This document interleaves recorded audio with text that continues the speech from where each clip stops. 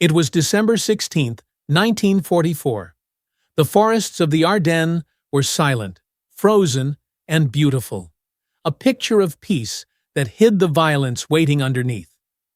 American soldiers sat in their foxholes, stamping their boots to stay warm, joking quietly, writing letters home. They believed the war was almost over. Germany was collapsing. Berlin would soon fall. Christmas was only days away. But that morning, the earth shook. The sky exploded with artillery fire. Hundreds of German guns firing all at once. The calm forest turned into hell. The Battle of the Bulge had begun. No one expected it, least of all the Americans. For months, German radio had called the U.S. Army soft. Too young, too inexperienced, too dependent on machines, not men. Hitler himself believed that one final strike, one perfect, brutal surprise, could shatter the Allied lines and force peace on his terms. The plan was bold: cut through the American front, seize the port of Antwerp, and split the Allied armies in two. If it worked, it could change the course of the war. But to do it, the Germans would need speed, precision, and complete surprise. And they had it. Before dawn, in the cold and fog, thousands of German troops, including SS panzer divisions and battle-hardened veterans from the Eastern Front, crept toward the American positions. Most of the Americans there were replacements, teenagers, or units resting after months of combat.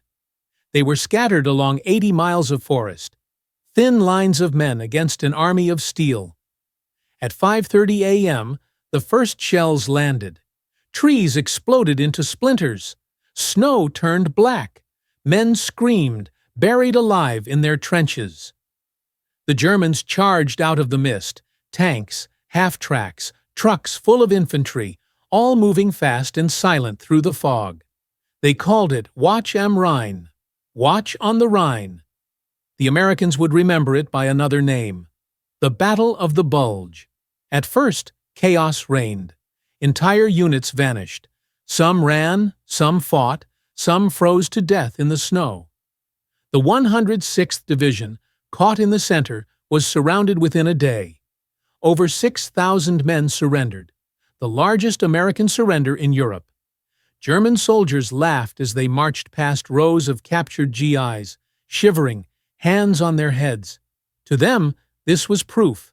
The Americans were weak, just like Hitler said. But they were wrong, because not every American line broke, and in places like Bastogne, St. Vith, and Elsenborn Ridge, something began to change. The Germans had numbers, tanks, and experience. The Americans had grit, and they were about to prove it. At Bastogne, the 101st Airborne Division, paratroopers who had jumped into Normandy months earlier, were ordered to hold the crossroads at all costs. They dug in as snow fell heavier every hour. They had no winter uniforms, no supplies, no air support, no way out. German tanks surrounded them completely. The temperature dropped below freezing. Every breath hurt. Ammo was running out. Men burned rifle oil just to stay warm. And then, on December 22nd, a German officer appeared under a white flag. He handed a letter to the American lines. It was an ultimatum: surrender or be annihilated.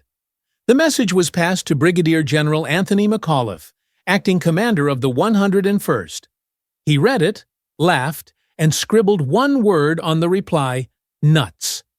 The Germans didn't understand at first. They asked, "What does it mean?" An American colonel smiled. "It means, go to hell." That single word became a legend. Back at the German headquarters, frustration grew. Every hour of delay cost them fuel and time. The roads were clogged with wrecked vehicles. Their tanks couldn't move through the narrow, icy passes. American engineers, often fighting to the last man, blew up bridges just as the panzers reached them. And the weather, that same fog that had given the Germans surprise, now turned against them. When the skies cleared, the Americans unleashed their deadliest weapon: air power. Thousands of bombers and fighter planes filled the sky. Thunderbolts, Mustangs, B-26 Marauders, screaming down on German columns. Roads became graveyards of tanks and trucks. Soldiers dove into ditches as fire rained from above. In 2 days, the Luftwaffe was gone. The once proud German Air Force could barely fly a handful of missions. On the ground, German morale began to break. They had been promised an easy victory, another 1940 blitzkrieg. Instead, they faced relentless American counterattacks, artillery, and snipers hidden in every forest. At night, the sound of U.S. armor engines echoed through the trees, the sign that the Americans were regrouping. One German sergeant later wrote, "We thought they would run, but they kept coming, again and again. Like the snow, endless." Then came Patton. While the Germans advanced north, General George S. Patton was already moving his entire Third Army, 250,000 men, to strike from the south. He did what every German commander thought impossible. He pivoted his army 90 degrees in 2 days through ice and snow to rescue Bastogne. On December 26th, his lead tanks broke through the siege. The paratroopers of the 101st, exhausted, starving, frozen, greeted them with weak smiles. They hadn't surrendered. They hadn't run. They had held Bastogne. And now the tide turned. By New Year's Eve, Hitler's final offensive was collapsing. The mighty panzers were out of fuel. Their crews abandoned them, frozen and silent in the snow. The Americans pushed forward relentlessly. Infantry, tanks, artillery, planes, turning defense into revenge. In the frozen forests where the Germans had laughed, now lay wrecks of their own ambition. Prisoners poured in by the thousands. Elite SS, Wehrmacht veterans, all stunned by what they'd faced. One of them said quietly to his captors, "We thought you were amateurs, but you fight like demons." When it was over, 19,000 Americans were dead, the bloodiest battle the U.S. Army ever fought. But they had stopped the Germans cold. They had destroyed the last offensive of the Third Reich. And they had proven to the world and to themselves that no army on earth could break their will again. The Battle of the Bulge changed everything. The German High Command realized it. Even Goebbels, the Nazi propagandist, admitted privately that the Americans had become a formidable and terrible opponent. From that point on, the Wehrmacht fought to survive, not to win.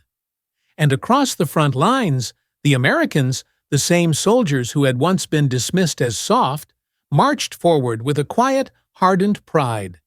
They didn't call themselves heroes. They just did their duty. Through snow, through fear, through the worst winter in living memory, they never stopped. When the war ended in May 1945, reporters asked General Eisenhower how the Americans had survived the Ardennes. He said, "They were tough, they were trained, but above all, they believed in what they were fighting for." And that belief, that strength of purpose, is what the Germans never understood. They thought the Americans were weak. They thought they would break. They thought that tanks and terror could crush a democracy. But in the winter of 1944, on the frozen fields of Belgium, they learned a truth written in blood and courage. The American soldier might bend, but he never breaks. Freedom, Patton once said, isn't free, but it's the best thing worth paying for.